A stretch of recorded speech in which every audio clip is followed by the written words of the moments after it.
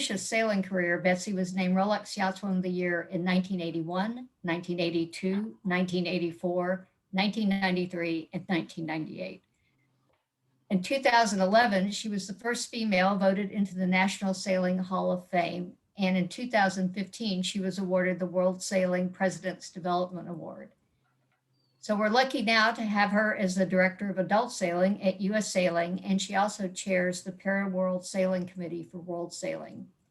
So please welcome Betsy, and thank you so much for being our speaker tonight. Well, thank you so much, Madeline, for the kind introduction. It's really nice to be here. And as I was going back through a lot of the photographs I want to share with you guys tonight, there's actually one picture of me sailing Solings at Corinthian in one of the Adams Cups quite some time ago. And it really brought back a lot of memories of sailing on the bay and just being around the corner from where you guys are. And every time I come out and visit, Mo and Donald bring me over to San Francisco Yacht Club, and I get a chance to enjoy the views from on the porch and reminisce about old times, new times, and get a chance to meet new people. So thank you so much for having me tonight.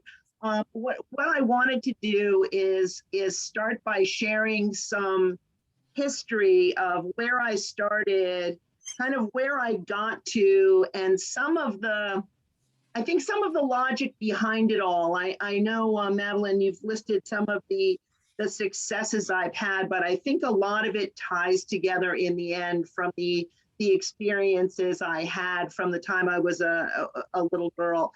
So Donald, if you can pull up the slides, and I'm going to have to ask him to advance them because I was having some issues on my end. So once he starts, so, one of as we go to the next slide, there are some quotes through here that have been really pithy to me. Donald, you can go to the next slide, please. Or maybe not. There we go. You can cross the sea by merely staring at the water. You can't cross the sea by merely staring at the water. And it's true. So many people, if we advance to the next slide, will look out from the porch or will look out from the shoreline, and all they see is vast water and oceans. Donald, can you advance, please? Thanks. So this is what they see. This is obviously from the deck of a boat, but until you actually get out and on the water, you don't know what the possibilities are. So next slide, please. So as a little girl, my parents were my dad was actually a recreational sailor and loved powerboating. And as a very young child, we would go out on the family's powerboat. And my dad had this, like I said, passion for the water. And he and my mom joined a fledgling yacht club in New Jersey. And as kids, my dad said to my brothers and I, you will learn how to sail because it's a sport you can do forever. And he qualified that. He said, I don't care whether you ever race a day in your life, but I really want you all to learn how to sail. So next slide. So as a family, my dad borrowed a friend's schooner, and we would cruise as a family. And understand, my mother was not a sailor at all. So when I was seven years old, my younger brother was 5, my older brother was 9. We were on this 40-foot schooner with golly wobblers and interstacels and jibs and mizens and all the rest of it.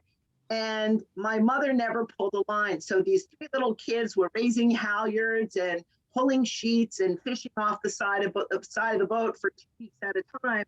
And my mom was in the galley and, toughed it out, supporting us all.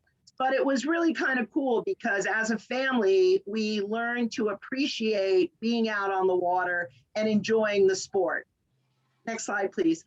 And then as I started being at the yacht club and sailing, we sailed everything from sunfish and blue jays and scows and anything we could get our hands on.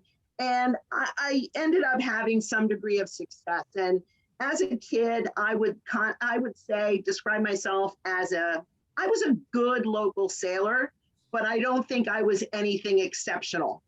What I enjoyed about the sport was the camaraderie, being around a lot of kids my age, and just having the opportunity to sail lots of different boats with lots of people.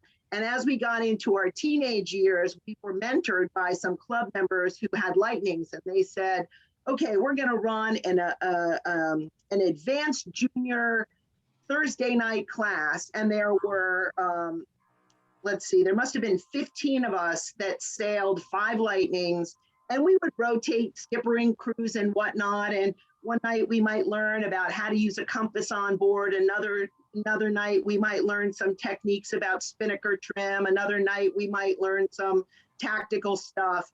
And unbeknownst to us, these older adults at the yacht club started grooming all of us to be crew for them when they were going to district championships and nationals and North American championships. And what they did by grooming us as teenagers, they allowed us to take their boats to the junior North Americans, sail the boats, pre-measure them in, and then stay in crew during the North American. So it was a great pathway for us to start learning skills in the broader world of sailing. Next slide, please. So then I, went to college, and college sailing was crazy. And I'm sure you're all familiar with a lot of the college scene, but it's a lot of super short course racing in a lot of wild boats. These happen to be tech dinghies from MIT on the Charles River. So we sailed, things like this. Next slide. And then we sailed Larks, and this is another regatta on the Charles River. And just again, next slide. We would sail college nationals. This was in Charleston, and we were sailing 420s, just crazy stuff. Next slide, please. And then we did some laser sailing. At the same time we were doing college racing, I was fortunate enough to be surrounded by, I would call them superhuman sailors. The Tufts sailing team in the late 70s and 80s was a powerhouse in college sailing. And I was a really good seat of the pants sailor when I went to Tufts, but the technical side I wasn't quite as good at. But I was surrounded by people that were really good technically. So I realized I had to start asking questions. And partway through my sailing career, I think it was my sophomore year, we went to the women's national, the qualifiers for nationals, and didn't make nationals. And it was at Yale, and Dave Perry was there at the time. And he said to me, Betsy, you got to buy a laser and go sailing. What did I know about sailing a laser? Absolutely nothing. But I was like, okay, went out and bought a laser and brought it to the lake at Tufts. And my first big laser regatta, there were 209 boats at, and it was blowing really hard. And I said to Dave, I said, how do you sail these things when it's windy? And he said, pull in everything tight and hike. That was his advice to me at my first nationals. And I finished in the 60s. And I thought that was great because I was sailing against iconic sailors like Dave and Peter Kemet and Craig Healy and a bunch of the guys. It was a crazy time. But here I was practicing on the lake at Tufts, and the outfit I'm wearing, a pair of painter's pants, a flannel shirt, and my hiking boots. Who does that? No one does that anymore. But we all sailed that way. We didn't know any different. And the big excitement was in college when we went to down to the Leechmere stop on the Green Line and went to Skip White's boat shop and bought a one-piece Henry Lloyd suit, a spray suit. That was, the biggest thing in the world. Next slide, please. So these are some of the people I was surrounded by. They all look like hippies. They're all crazy people. A lot of them are, national, North American, world champions. But it was a community, and that community, even today, I run into jumbos all over the country. Some of these very same people. We didn't have sailboat racing. What was that? Michelle, you need to mute. Everybody mute. Oh, I thought she was asking a question. But, you know, having these types of, the type of camaraderie that we had was very formative in my sailing career. Next slide, please. So while I was at Tufts, I started laser sailing. In fact, my senior year in March, I went down to the Laser Nationals and, you know, had Nevin Sayre, who was a board sailor, taking notes for me in classes. But we were sailing full rigs at the time. There were no radials. We sailed against the men. It was super fun. Next slide, please. And I was fortunate enough to get in a car and start traveling. You know, there was a laser regatta, I would go to it. And it took me a lot of places around the world. Next slide, please. You know, this was at my first women's worlds. It was a single-handed worlds in Rochester, New York, and it was cold. And I went to the nationals to qualify for the worlds, and I drove all night to get there. And someone said, "Are you going to try to sail the practice race?" And I said, "Well, I guess." And they said, "Well, what do you think about the competition?" I said, "I don't know. I don't know anyone." So it was, you know, it was just so eye-opening for me. I was so naive going into it all. But next slide, please. But I was mentored. This was Joe Duplin, my Tufts coach. And at the World Championship, where Dave Perry was our coach, I was sailing one day and blew the mast step out on my boat.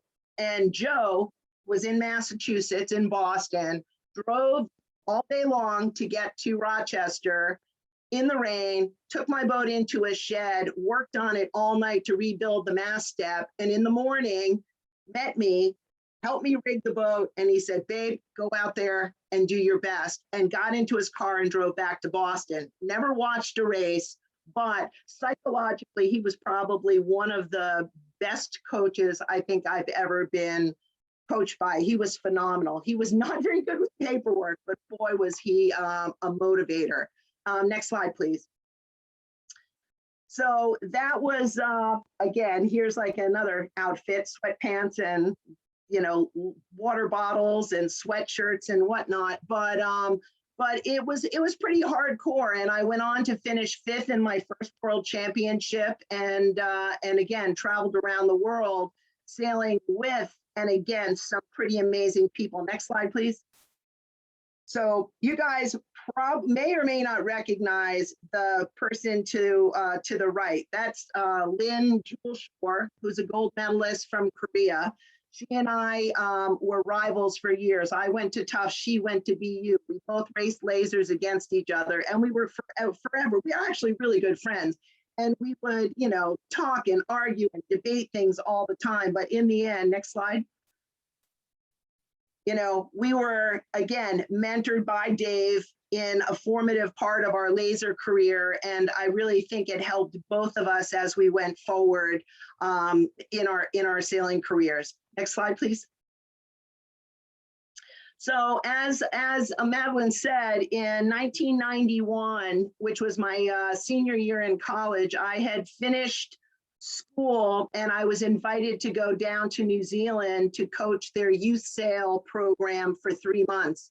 And while I was in New Zealand, I found out that I had been selected Rolex Yachtswoman of the Year, and I wasn't able to go to the ceremony, so I had to send my mom for me. But this picture was actually taken in New Zealand at their Laser Nationals. Next slide. So as I mentioned, you know, I had Dave Perry mentor me. I had Joe Duplin mentor me. I was lucky enough in college to have the opportunity to crew for guys like Dave Curtis, who had been racing Solings and then Lightnings. And then I switched in Lightnings from sailing with Dave Curtis to sailing with Bill Shore. And this picture, I'm actually hiking in the blue in the front of the boat where Bill's leaning in to kick down the boom. And that was the last race of the Lightning Worlds in Little Egg, New Jersey that we won together as a team. And it was amazing because for these guys that I sailed with, Dave Curtis was a seat of the pants guy, super smart, very reactive. Bill Shore was technical and you know, the engineering mind and taught me how to play the chess game of sailing. So I really think that having the guidance of these really strong sailors that were older and wiser and knowledgeable was really key to some of my successes. Next slide, please. So, you know, again, I talked about a lot of the boats that I sailed. Then I jumped into J24s and I sailed Lightnings with the girls. And next slide. Went on to do a lot of match racing. We sailed sonars and we sailed J22s. And next slide. So again, we got into that discipline, and that taught me control and how to use the rules as weapons out on the water. Next slide. And we raced 37-foot DS37s in Sweden, match racing. And at one race, the poor girl I was racing, I chased her into a marina basin that she couldn't get out of, and it wasn't off limits. And the umpires were like, "Well, you can't do that." And I said, "Well, it doesn't show that it's out of bounds." So of course they had to rewrite the boundaries that night, but it was so much fun to be able to travel and sail against other teams. And you know, as Liz will tell you, those DS37s are a handful, and they're tiller steered and they are powerful. But again, the things that we learned in terms of communication and working as a team were phenomenal. And then to be on this tiny little island of Marstrand on the west coast of Sweden was an adventure beyond. Next slide, please. And then, you know, back to the J24s, you know, Madeline mentioned that I was fortunate enough to be selected Rolex Yachtswoman of the Year 5 times, but I also won the women's Keelboat Championship 5 times, and with different women that crewed for me at different periods of time. And if you look at this, it looks like a cast of 1,000. It probably looks like we're sailing on a 30-foot boat, but we were one of the first teams to start sailing with 6 women, and the guys could never understand how we had enough jobs for everybody to do. And if you look at this picture, nobody's sitting, you know, with nothing to do. It was actually phenomenal. And the women that I had the opportunity to sail with were second to none. Next slide. And then, you know, opportunity comes from being around and talking to people. And in this picture, I was fortunate enough for a season to drive a 12-meter. Who knew? I never thought that I would be behind the helm of a 12-meter. So I was sailing on a boat called Enterprise, which is with the I'm with the yellow shirt down below, and right above us is Courageous with the green deck. Next slide. So that was like a phenomenal experience where you had trim tabs and wheels and everything else, and sails exploding. It was you know, quite an experience. Next slide. And then beyond that, I was invited along actually with Liz's brother to sail across the Atlantic Ocean on Team Adventure. It was one of the catamarans that had raced nonstop around the world in the race. And this boat was 110 feet long, 56 feet wide. We averaged 24 knots and went as fast as 32. And we were doing a delivery. We were not racing this boat at the time. We were retracing the route of Columbus, but it was a phenomenal trip, an amazing journey. We sailed for 16 days, sailed 6,000 miles, and had no hot water, no showers. We had no refrigeration, and it was the experience of a lifetime. I was so happy that I did it. Next slide. So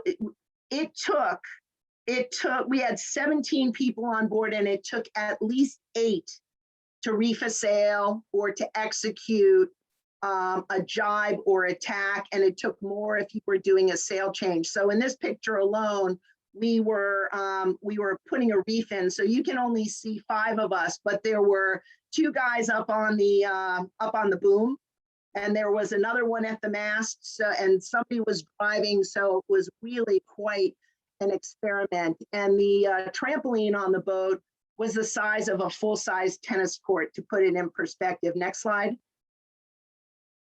And then when you were in one of the holes and you looked out, you know, it sounded like somebody had a fire hose that they were directing at the side of the boat right next to your head all the time. It was the craziest experience. And I think in the first 24 hours when we left Spain, I never would have admitted it at the time, but I was so scared, and I knew that they would never turn around and go back. So it was like, suck it up, Buttercup. You're out here and you're not going home for a long time. But it was really quite amazing. Next slide.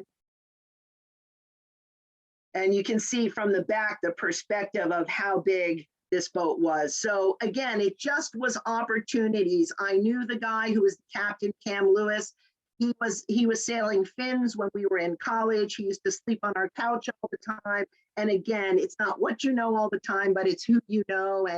And they just happened to need electronics brought over to Europe to fix part of the navigation system, and I was available to go.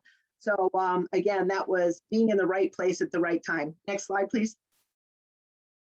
And then the last thing I'm going to show you on this part of my journey was the Olympic campaign stuff. I was fortunate enough to do an Yngling campaign trying to qualify for the games in Athens.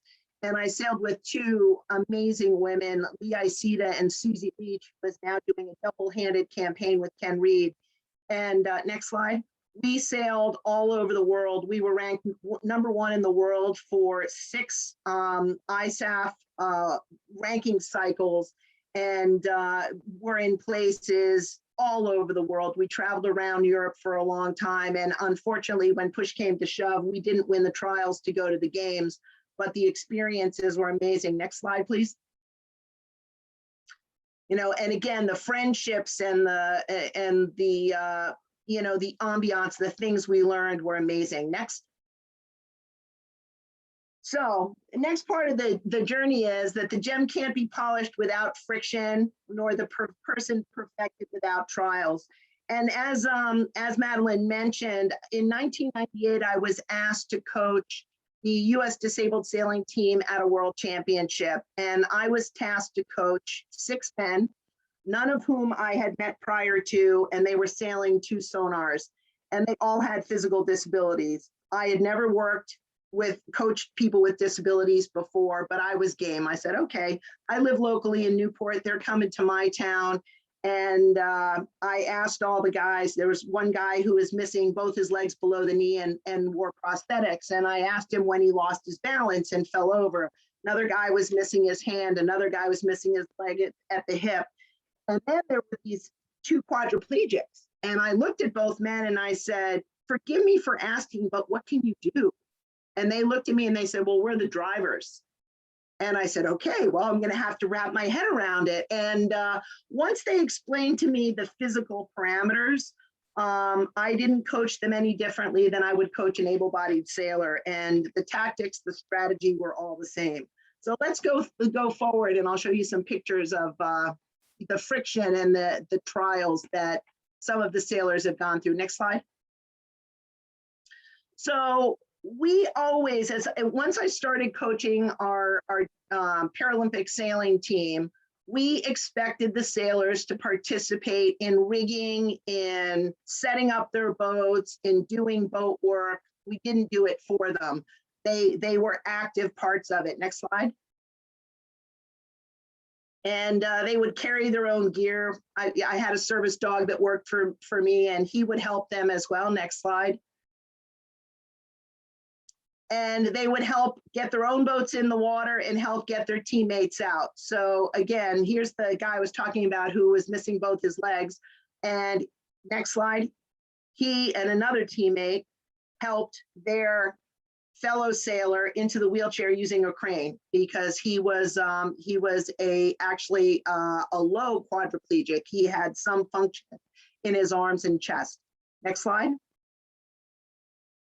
And they go to the gym just like anybody else. This is Rick Dorr, who is a paraplegic. He's a hand and plastic surgeon and won a silver medal in Rio. But they would go to the gym, next slide, just like anybody else. They were expected to be physically fit. Next slide. They were expected to, you know, again, keep their aerobic fitness up. Next slide. And whether it was with bands or weights, they were always in the gym training. Next slide, please. And sometimes we had to come up with creative solutions that would mimic things in the boat.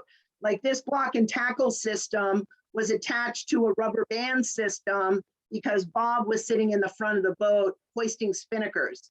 So we needed to replicate the tensions that he would have as he was training on board a boat from a seated position. So we had him training in his wheelchair. It was actually quite amazing. Next slide, please. And then we come up with other creative solutions. If you'll notice, the guy on the bike is a single leg amputee, and he's helping drag his own boat through the venue in Athens. Creative solutions are always good. Next slide, please. So I spent a lot of time coaching these guys. So we would coach them on land, you know, working through maneuvers and what they might do on entry, or if they were in a closed situation where we were talking about time and distance. Next slide. We would talk to them on board their boats, and you know, sometimes it was just dealing with psychological issues before they went out on the water so that they were mentally prepared to do the job that they needed to do. Next slide. We'd go out on the water, we would videotape, we would watch, we would record, we'd make notes and debrief at the end of the day. Next slide. And sometimes we'd lend them a hand. We'd be taking a foot or a leg off the boat just to make sure that they were set in the configuration they needed to get the job done. Next slide. Another part of the coaching that I started doing was to work with veterans, wounded veterans. And we did this through Paralympic veterans camps and also other camps that were set up around the country. Next slide. And many times the disabilities that they would have weren't necessarily visible to the naked eye. Many times we would have veterans with traumatic brain injuries, post-traumatic stress disorder. Sometimes the back injuries were not visible, but they were very real. Next slide. And for some of these guys and gals, it was the first time they'd ever been on a boat, and they were learning, you know, just like kids, how to make the transfers safely and how to maneuver their bodies in ways that they were not quite accustomed to yet. But once they got on the water, it was amazing. You couldn't tell whether they were injured or able-bodied. Next slide, please. And sometimes this whole team, every one of those guys on board had PTSD. And the interesting thing here, you might wonder why the dog was on board the boat. Well, the guy who's driving the boat started getting a little aggravated one day, and his condition started escalating, and the dog was with me in my coach boat. And we drove up alongside the boat, and I said, Morrow, off. He jumped on the boat with the guys, and as soon as the dog was on board, the physical and emotional tension decreased. And, you know, it was an amazing sight to see. And they ended up racing with the dog on board. Next slide, please. And then the other coaching side of things that I've been fortunate enough to be able to do is to work with different women's groups and help teach them on board their boats and also in clinics and camps. Next slide. You know, a lot of times I would get on big boats with teams and we'd talk about sail trim and how to set things up to be able to give better tools to the women that were sailing. Next slide. Sometimes it was in lasers on the beach, teaching them better technique and how to be able to go out. This happened to be in the Caribbean, and they were all sailing lasers. And we all know when it blows with the trade winds, how easy it is to capsize. So we were just talking about tips and techniques on how to better control your boat. Next slide. And sometimes it was just working on spinnaker techniques. This happened to be in Milwaukee. Next slide. You know, and then here we were just talking about some tactical things. I know it looks so goofy, everybody says, but it doesn't matter. Next slide, please. But, you know, all the preparation that happens, whether you're on the dock or whether you come back to the dock, next slide, you'll recognize this dock right away, hopefully. That's right outside of Corinthian. You know, all that preparation and hard work is what sets you up for success. So now we'll go into the next little stage of this. Go ahead, next slide. So we always play with enthusiasm and recklessness, and we're not afraid to lose. If we win, great, but win or lose, it's the competition that gives us pleasure. I think Joe Paterno had it right there. So next slide, please. So freedom and success in some ways is leaving the wheelchair on the dock and not being able to tell that you ever have been in a wheelchair. Next picture. So these are all these next few slides are all Paralympians, and if you look at these, I would really challenge you to figure out, you know, what is wrong with these sailors. Go ahead, next picture. Same thing here in these boats. You can't tell the difference. Next picture. You know, it's a start like any other start. Next picture. Downwind, you know, technique. You know, John could be a Paralympian or he could be a world champion, which he actually is too. Next slide. You know, these are some of my scud sailors. Go ahead, next picture. Flying their asymmetricals, executing jives. Next slide. And, you know, you win or lose by inches, just like in any other race. But again, go ahead, next slide. Whether you're sailing on a log canoe, that, you know, whether you win or lose, whether you capsize or not, you learn something from it. Next slide. You know, this for gold cup techniques, you're looking at a guy falling off the bow there. Again, the tight competition, someone's going to win, somebody's going to lose, but what you learn in the end is the important part. Next slide. And regardless of how good you are and how practiced you are, next slide, disaster happens. And, you know, we keel hauled the spinnaker right after this broach. It was pitiful. We had to take every sail down on the boat and drift downwind before we could, you know, raise the sails and get going again. However, you know, it didn't deter us from our goal. So this is the final part of my slides coming up. Next slide, please. So we got to live the dream. Nobody who ever gave it their best effort ever regretted it. So, and I think that's true. So the next slide will show you that. Go ahead. Donald, there you go. These guys finished second. You'd never know it. They were a quarter of a point off first in that first disabled world championship. It was phenomenal. Their teammates, the other US team, won the gold medal. These guys won the silver. Next. This is a blind team representing the United States at the Blind World Championships. Pretty happy guys and gals. Next slide. Nick Skandone, he was a disabled sailor who beat 81 other sailors, able-bodied and disabled, at a 2.4 meter world championship in Italy. And it was the first time he had started using a wheelchair. Next slide. That was me winning an Adams Cup. I had to put something in like that. I just thought it would be fun. Next slide. You know, excellence is what we all strive for. And you know, this was from one of the Rolex Keelboat Championships that we won. It was 10 years after the first one. Next slide. Podium finishes, you get to celebrate with your teammates, and you get to, you know, celebrate the hard work you put in. This was from an Yngling Worlds where we actually sailed against men and women. And as you can see, the top 3 teams were all female teams. Next slide. We were able to travel to Dubai, and in this particular instance, we sailed 2 world championships at the same time. One was fleet racing, where we rounded the marks to port, and then we match raced and rounded marks to starboard.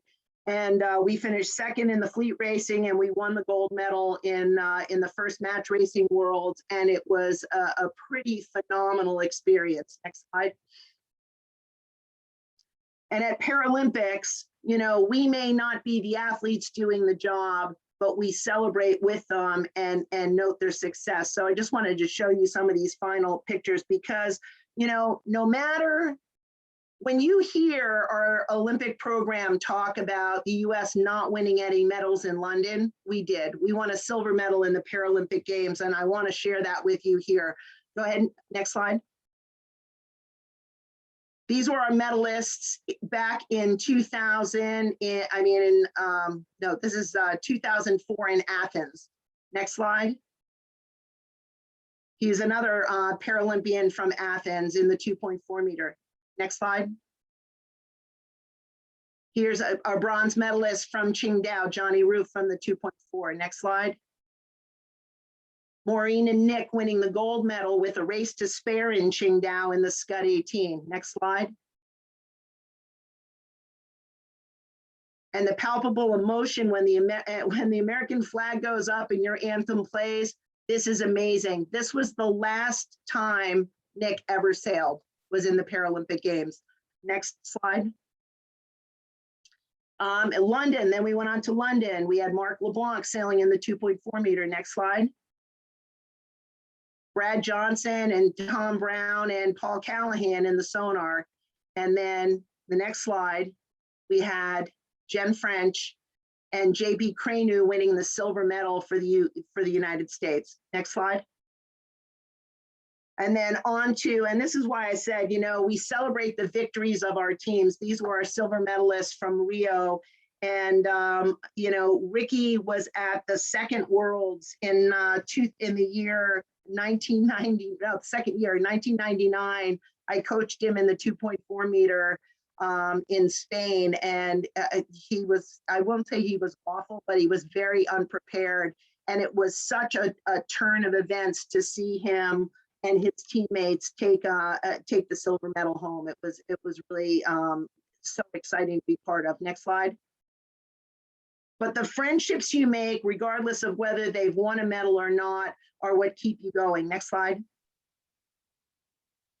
You know, we started, this is from USYRU days, but you know, those friendships continue 20, 30, 40 years later. Next slide.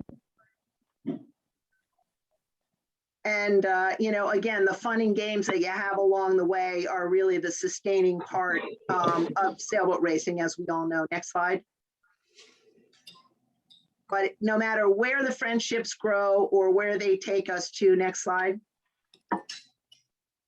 You know, it's the pride that we have representing ourselves and our country really that make the biggest difference in the world. So next slide. Don't worry, we're ending on this soon. So on the left, that was when I was named one of the top 10 women in sailing. And on the right, you know, was a celebration of the 5 Rolexes that I was fortunate enough to win over a 17-year period. And that combined with, the next picture, you know, being able to stand next to icons in the sport, you know, thinking, oh my God, you know, I'm standing next to Dennis Conner. He's such a famous guy. And then the next slide, you know, sharing the stage and with Paul Kayard, you know, I was, you know, starstruck, but so humbled by the fact that I was part of, the next slide, you know, the amazing first class that was inducted into the Hall of Fame. And when you start looking at these faces and Ted Turner and Ted Hood and Buddy Melges and, you know, it's just Gary Jobson, icon after icon. I feel so fortunate that I was recognized at the same time, but it's all those other people that came before that I talked about, those people that mentored me, my parents that encouraged me as a little girl just to learn how to sail, and the people that I had the great fortune to meet and sail with and against over the number of years that have really led me along on this journey. And now my path has gone down a totally different route. I'm still sailing, not to the same extent, but as Madeline mentioned, I now am working full-time for US Sailing. Donald, can you just go to the next slide? Oh, now what? Yeah, exactly. I was like, wow, now what? I started talking about that. But I think that this Vince Lombardi said it all. Individual commitment to a group effort, that is what it makes. Makes a teamwork, a company work, a society work, and civilization work. And next slide, please. That's what I feel that I'm able to do right now in my current job. I started after sailing was kicked out of the Paralympics for 2020 and 2024. My job coaching ended after the Rio Games. And I was fortunate enough that US Sailing was reorganizing, and there was this job as the director of adult programs, or the adult director. That just sounds a little too kinky for me. But right now, what I do is I manage 7 programs for US Sailing. I manage a lot of education programs, safety at sea and keelboat and powerboat education, 10 different adult sailing championships. You guys would know them as US Team Racing Championship, the Match Racing Championship, the Women's Match Racing, the Mallory, the Adult Championship for the Mallory Trophy. All of our US adult championships fall under my purview. Adaptive and parasailing from the development side, first sail, and we've just taken on for my department the One Design classes and sailors, and we're just trying to build resources and support for all of these aspects of US sailing that may not be the high performance Olympic side of the sport, but are so key to the development of our sailors and support for what our sailors do. So I'm going to stop talking because I've been talking for a long time, and I'm sure some of you may have questions, and I know Mo is probably going to want to ask some questions as well. Well, actually, Betsy, you touched on the questions I had written down, but one of the things I wanted to ask you, what are your thoughts about diversity and inclusion in sailing now? That's kind of where we're all trying to deal with. Yeah, well, I mean, diversity, equity, and inclusion, DEI is a big topic these days, and a lot of clubs and organizations are taking a hard look at themselves and trying to figure out, you know, where to go and what to do. And US Sailing as an organization has done the same thing. We back in 2017, we really started formulating a DEI longer term plan for strategy within the organization. And we actually established a diversity and inclusion committee. And but that has developed and morphed over the last 2 years. And we actually have a very diverse committee. We've got a lot of people of color. We've got a lot of women. We've got veterans. We have, you know, it's a widespread group, and it's pretty eye-opening. And you know, we all know that sailing is pretty homogenous.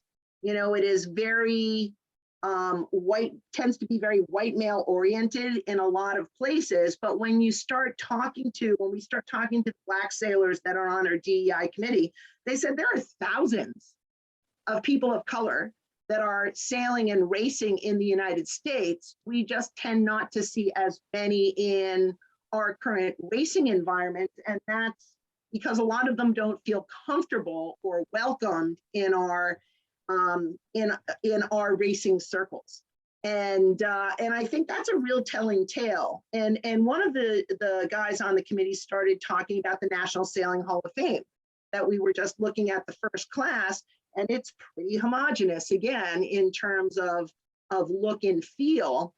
But when you start diving into people of color that should be recognized, that have been great mariners over time and icons in the sport, we really need to start, again, digging a little bit deeper. So I think for everyone and every club, the model might be a little different. I know one thing US Sailing did do, and if you haven't seen them, I would encourage you to go and watch them. We did a series on DEI on the Starboard Portal, and there were 4 different sessions. One was on inclusion of people with color. Another one was on disability. Another one was on women and increasing the involvement of women. And the other one was on the LGBTQ plus community and how we can embrace people with, the sexual preference differences, and how we can go about becoming a more inclusive and welcoming environment. And I think, at US Sailing, we're just really scratching the surface of this topic. And I think the biggest challenge is how to have the conversation. A lot of people are very uncomfortable having the conversation. Or, just for example, I had someone call me a couple of months ago, and he goes, I want to do something, I don't know what to do, and I don't know any Black sailors. He said, but I want to be able to set a good example for my kids.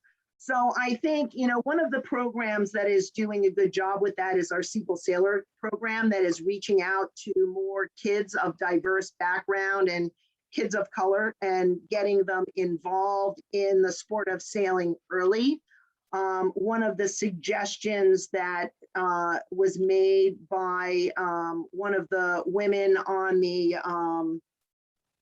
panel of people of color was, clubs shouldn't be afraid to ask business groups, whether it's a Black Lawyers Association of XYZ County, to come and have their meeting at your club and see what your club is like and what it offers and whatnot, because a lot of them are absolutely financially well off enough to belong to most clubs out there. They just want to be part of something where they feel welcome. So again, I think there are a lot of things that can be done. I certainly don't have all the answers on it, but I think it's one of those things that we all need to look at ourselves and our organizations carefully and think about what we can do to open up the opportunities and the experiences. And sometimes it might just be starting to invite people to come and crew on your own boats, or to be part of your race committees, or be part of the community to engage with your club members and encourage them to be part of the community. I think it's sometimes a little early, I should say early, easier for community sailing programs as opposed to yacht clubs the way they're structured, but I think we all could do a better job. Okay, I'd like to open it up to anybody who'd like to ask a question. Just unmute yourself and go. Hey, Betsy. Hi, this is Dave. Curious what you see, if you see a path for parasailing back to the Olympics and what that might be. Well, thank you for asking that question. So as was mentioned, I chair the Para World Sailing Committee at World Sailing.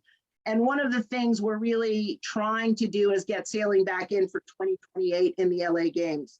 And we're making a multi-pronged approach. One of the key reasons why the International Paralympic Committee said we were dropped from the slate of events was that we didn't have enough countries widely and regularly practicing sailing. They wanted 32, and World Sailing has made an extraordinary effort to do Paralympic development clinics around the world to get more countries participating and starting para programs. And we have gotten into the high 30s in terms of countries that are participating now. So it's a question of putting together a really professional bid to the IPC. That process will start late this fall and go through next year. We're also engaging with the LA 2028 organizing committee and explaining to them why it's important to have parasailing back in the games, especially in the United States. Parasailing came into the games in Atlanta in 1996. So it would be certainly nice to get it back in the Paralympic Games for 2028. And so we're working through multiple channels to really get that story out there. And I think one of the things that is really helpful from a US standpoint, and I'm seeing it happen more and more on the West Coast, is that clubs and organizations are trying to embrace parasailing as an inclusive part of their normal day-to-day operations. And we really, I mean, you know, having coached as many years as I did, there's no secret to coaching people with disabilities. Liz will tell you, she's coached plenty of blind sailors in her career, and they don't need a whole lot of accommodation. But what we need to do collectively as a sailing community, and I'm not just saying you guys at San Francisco Yacht Club, but all over the United States, is to really encourage people that have physical challenges to try sailing as a sport. It is so freeing for most of them to be able to leave their prosthetic limb or their wheelchair on a dock, or their white stick, their white cane behind when they go out on the water. And we really need to develop the next generation of good sailors.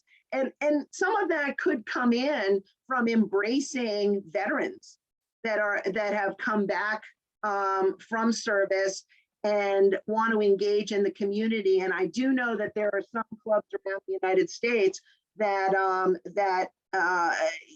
offer, you know, call them special memberships or ways to engage and get veterans to participate in the club activities. So happy to share more ideas. And as we develop our US plan for really promoting the LA 2028 push, we will certainly be reaching out to everybody to help support that effort. So Betsy, it's Liz. Sort of a two-pronged question.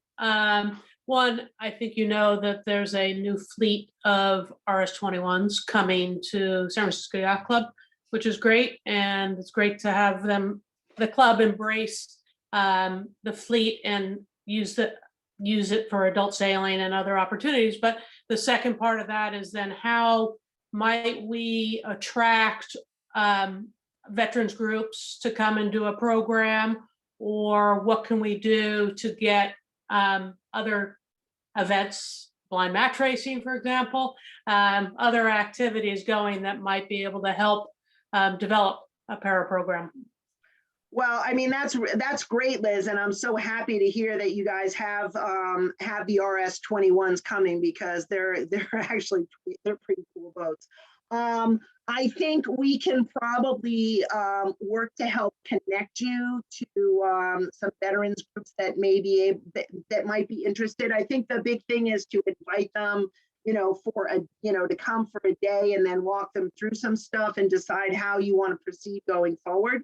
But for sure, we could do something with blind match racing. We could even figure out a way to do some other parasailing stuff in them, with some easy adjustments. So I think there's lots of opportunities. How many boats are there? You're on mute. Yeah, somebody else might have to answer that question. I think it's 10. Is it 10? I see Alex is saying 6. 6. 6. Close. Soon to be 10, right? Here we go. The initial order was 6. But that's perfect. It's the perfect number to start doing some match racing stuff. And with the blind sailors, that would be the easy entree into it. And then if you get up to 10 boats, then we could start thinking about doing an adult championship for the Mallory Trophy with league racing, where you'd have 6 or 7 teams at a time and other teams rotating in. So there's a world of opportunity once you have a fleet of boats like that to use.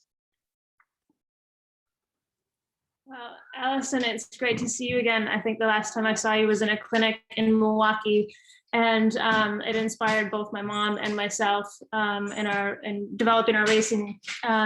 So my question to you would be, what are certain clubs or any clubs out there doing to continue to evolve both youth into carrying out their sailing and going from that youth program to that next step and really just engaging with the club and loving the club?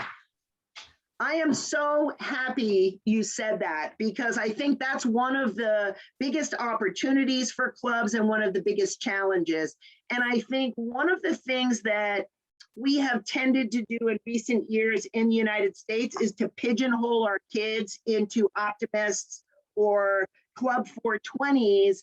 And, you know, a lot of times they look at the, you know, those championships as the big pinnacles of their careers. And as I mentioned when I was talking about my own development, how we had, and this is another perfect use for the RS21s, is to start a youth development program where you start grooming those kids for not only youth match racing, but you groom them also for participation in the what do you call it? The Sears Cup, the you know, aspect of the youth championship.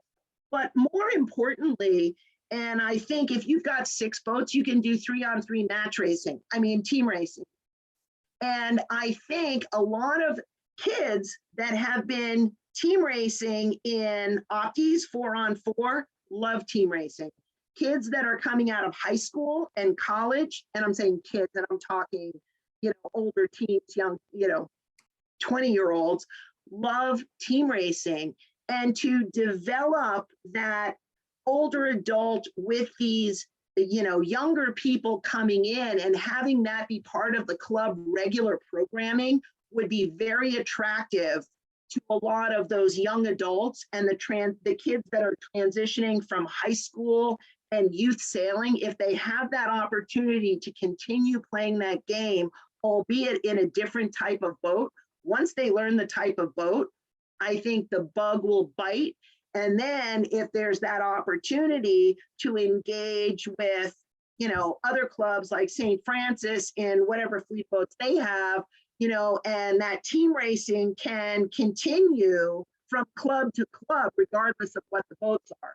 But I really think that multi-generational engagement is so critical to the health and well-being of clubs. And we tend to see that gap between the youth sailors that have been racing in Opties and 420s.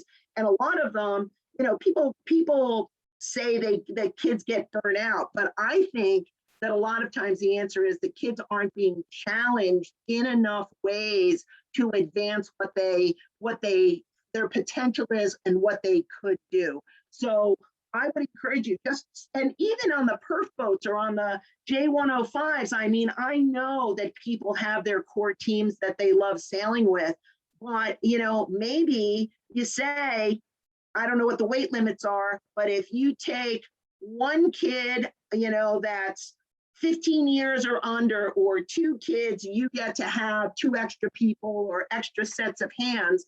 And it really engages those kids to teach them another aspect, especially sailing on San Francisco Bay.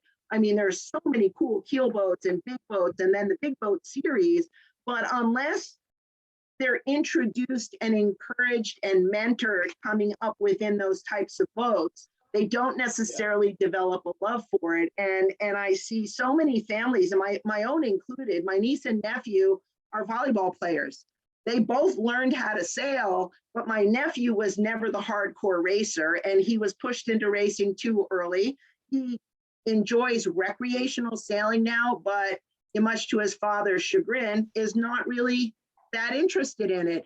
And his daughter will come home, and even though she, again, is a volleyball player, she loves to go racing with her friends, or she just sailed the Championship of Champions with her dad last year in the Harbor 20s and loved doing it. But it was this disconnect for a period of time, either because they weren't nurtured the right way as youth sailors in a way to keep them engaged and making them want to continue.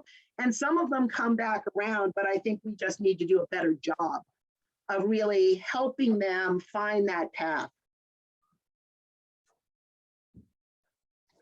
Betsy, I'd love to jump in with a kind of related question and follow up on this thread a little bit. And before I go into a question, thank you so much for joining us. It was great to see all the pictures and the kind of early days of your sailing career looked awesome and casual. And it got me thinking to ask you what thoughts you could offer to us as a yacht club and some of the folks on this call that are part of different committees and such at the yacht club to help encourage sailing. I would love any thoughts you have as to what we could do as a club to try to better encourage the casual sailing, casual racing, but a certain got a level of seriousness. It's fun for everybody, but doesn't carry the formality and the professionalism that plagues a lot of racing these days. Well, I mean, that is a challenge. And to be honest, that's one of the reasons why I love doing the racing I do here on Wednesday nights, because we've got sailors that are 17 years old and 80 on the starting line on these shields. And I've been sailing with the same guys for 10 years, and we were terrible as a team when we started. But I think there's a couple of things. I think quite often we put such a focus on winning the club championship or winning this race or winning that series, and we don't do enough to teach each other what we're doing to make ourselves better. And I know that sounds crazy. I know when, for example, when I was sailing in the J24, and I was racing against the guys all the time. And I was lucky enough that I worked for Kenny Reed as a sailmaker at the time. And we'd race against each other on a Wednesday night, and I'd be there. We were right alongside each other. And then all of a sudden you did something. What did you do? And, so I would draw that out of him. And what it taught me was that when I was racing, especially in the keelboat events and doing the clinics, I would teach people exactly what I was doing. Because I figured if I taught somebody what I was doing technique-wise or tuning-wise, and they could do it better than I could, then I wasn't working hard enough at the game. So it was sort of self-perpetuating that way. And that's the way it was back in the early days when I was sailing lasers and 470s. We did not, and this is where I think we make a mistake with our kids a lot of the time, is we give them so much coaching. And there's always a coach there, or there's a parent in a coach boat, and we're always analyzing performance. And the sailors themselves don't, back in the old days, we used to come in at the end of racing and we'd sit with each other and talk about what we were thinking tactically on the race course, why we changed a sail setup the way we did, why we made the choices we did, because we didn't have a coach to tell us. We had to figure it out on our own. And we did, winner's roasts. So, like, let's say, for example, I'm just going to use the J105 class because, I know Donald's here, and, that it would be nice at the end of a race night, if everybody was back at the club, that you take the top two teams and you say, okay, what did you do tonight? You have to tell everybody how you set up, what you did, why you made the choices you did. If you did it for current reasons, talk about it. And yes, maybe it makes somebody else a little bit smarter, but it also makes the racing more competitive, and it really develops that sense of camaraderie, and the crews start learning at the same time. And I think we miss a lot of that. Again, people become so protective over wanting to win the trophy or the silver plate, or, but to be honest, I'd rather go out and have a really good time and finish second or third or eighth in a series and learn something and enjoy the time I had out on the water. And think about it, for every person that goes out on a Wednesday night or a Tuesday night or, a Saturday to race, there are some people that will never win. They will never win a race unless something fluky happens. But if they feel that they're progressing and they have that chance, they're going to keep coming out. And we have to nurture the rest of the fleet and not be, self-serving and selfish in the way we perceive it. So, that's the way I approach things. And I also think we need to start teaching ourselves and our teams and each other to look at, you know, developing ourselves from event to event. And again, I'm going to use the Rolex Keelboat Championships as an example for me, because we used to have Wednesday night races in J24s all the time. And we do other regattas on the way to that as our summer pinnacle event. And we would work on aspects of our racing in each of those Wednesday night races and in each of those, like the Buzzards Bay Regatta or the Memorial Day Regatta.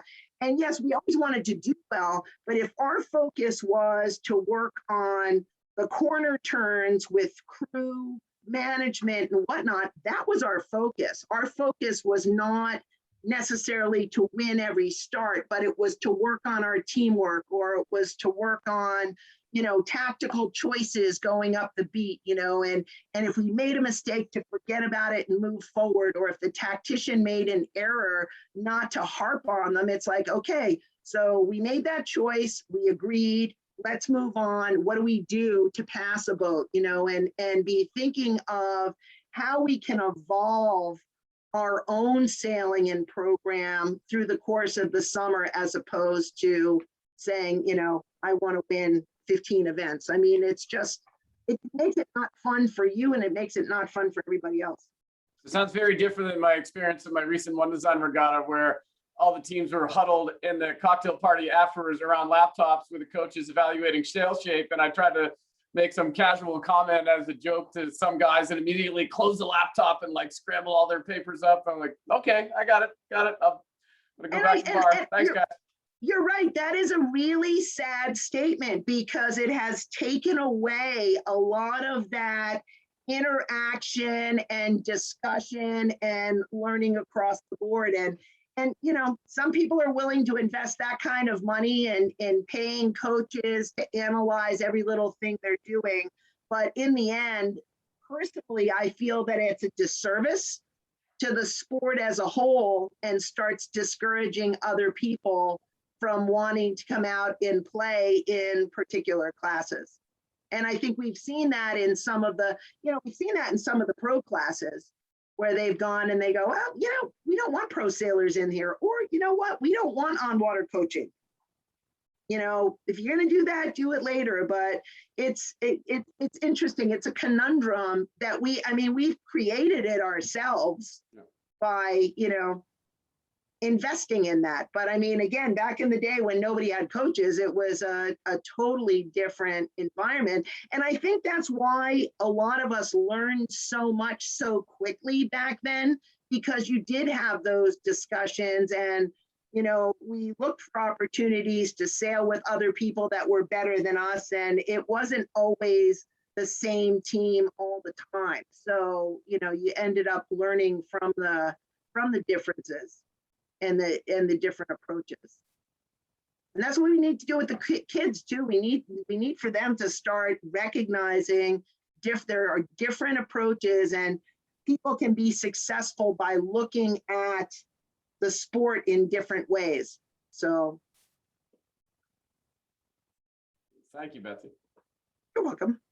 Yeah, well, I think this club has enough people between Rob Overton and Liz Bayless and Dawn Winnicky to do just about anything we need to do for the young people if they want to set it up with the new boats. I think it can happen.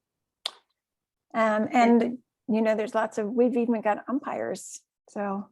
Exactly. And getting, you know, interest, and there's going to be some kids that are not as keen on the racing side, but they might be amazing race committee people, or umpires, or, you know, or judges. So let's not forget to start grooming them. It's not to push the established judges out of the roles that they have, but there's not as many young people coming along in the whole race management and judging side of the sport. And we really need to mentor and encourage people to do that. And you know what they do, and I will tell you, one of the things we do in our Shields fleet too, is that we know we have X number of races from May through September, and every boat's number goes into a hat, and for every week a number is drawn, and your team cannot race and you have to do race committee. So Nice. you either serve as a mark boat, you serve on the committee boat, helping do whatever, but your team does not race. And you get a, you get a buy for that, or I don't know how they manage it in the scoring, but most teams do race committee. And if you have to switch with somebody, you can switch with somebody, but eventually you end up, putting your time in. And I think it's really healthy, and it really helps the fleet. Yeah, And we do again- that with the foil and kite boarders for their whole season. They get a throw out where if they come and do race committee, they get a one, right, Donald, for doing it, for first place, for coming and doing race committee with us. Yeah, I think we get average points, Mhm. but whatever, it doesn't matter. I mean, but I just think it's important to it's important to support the fleets too. And we have so many volunteers that come out to support us, and just to give them that extra pair of hands, and appreciate, the difficulties in setting a starting mark when the currents rip in. Happens here, happens out by you guys, but it really does make a difference to give back, in the fleets. So I think that's another way you can do it. Okay, well, if there's not any more questions, I think we'll wrap it up, unless somebody has something that they really want to ask. Can I jump in here for a second there, Mo? Yes. So Betsy, thanks so much for a very nice presentation tonight. Not only did you have a lot of information and you were well prepared, but I really like the uplifting quality of your message tonight. So I wanted to thank you for that. I have been working hard on this RS-21 fleet, and it's been years, and now it's finally happening. And I've been taking notes about all the good things that we could be doing with it. And I think we've got a lot of that in place, but certainly you made some comments that will improve it. Maybe I'm a little self-serving here, but I'd like to hear your observations and opinions in terms of possible potholes we're about to step in and we should try to avoid, as far as making mistakes with this new fleet of boats, in terms of what you have observed in other places that haven't worked, lessons learned and that type of thing. Well, I think it really depends on what you want to use the fleet for. If part of it is for adult sailing education, where you're going to run some classes out of them too, or whether you're going to let people, club members, check them out and use them, whether they rent them or whatnot. I don't know what your intent is. Yes to both. What's that? That'd be yes to both. Yeah, and to be honest, I think, and I would encourage you to look at this from this perspective. One way to do it is to make sure that everybody who is going to use the boat has either checked out or challenged at least a basic keelboat course. And I think it's a great way to get new members engaged in sailing by offering them, the ability to take classes in those boats so that they can feel some confidence. I would encourage you, when you're looking at it, to consider at some point becoming a private keelboat provider to your own members, so that they can get certifications, so that when they travel, they'll have an easier time to be able to, like rent boats or charter boats. And eventually you can think about upping it to, like cruising and bareboat cruising, but you can challenge at other schools in the Bay Area. But I really think that having that ability to say, I've achieved these skills, and we could talk about it offline. Send me an email and I'll send you some of the standards that we use in our keelboat programs that people check out on. And then you have the opportunity, especially with the RSs, to teach them the more intermediate skills, which I would call performance sailing, where they learn how to use sail controls to balance the boat so that they're not overpowered, where they learn how to, I can't remember what the RSs have, whether they have travelers or backstays or whatever, so that they become competent and confident in the bigger breezes. And then you add in the spinnakers eventually, but it's a stage by stage process. And those classes and lessons then supplement the budget for maintenance of the boats and the upkeep of them. And, you know, again, the better trained your people are, the more careful they're going to be with the boats. And I would have just really strict protocol for handling of the boats, so that they don't get damaged or broken or you know, abused. And I think if the standards are set up front and early, people will respect that. So, you know, don't be afraid to be tough on the front side. Fantastic. I think we're on the right path, but it's nice to hear your reinforcement. My pleasure. Okay, is there anything else? Anybody else want to ask? No? All right, well, I just want to thank you, Betsy. Well, it's my pleasure. I've loved this, and you guys have been great. And like I said, I'm happy anytime if you guys have questions afterwards, like Steve or anyone, just shoot me off an email at US Sailing. I'm easy to find. Yep. And you'll be back out here for something else, and we'll be at the club for lunch or something at some point. Perfect. Well, I'd love to see everybody then. I'll let you know when she's here. All And right. Betsy, Perfect. Thank you. Thanks, Betsy. Bye, everybody. Thank you so Betsy, much. well done.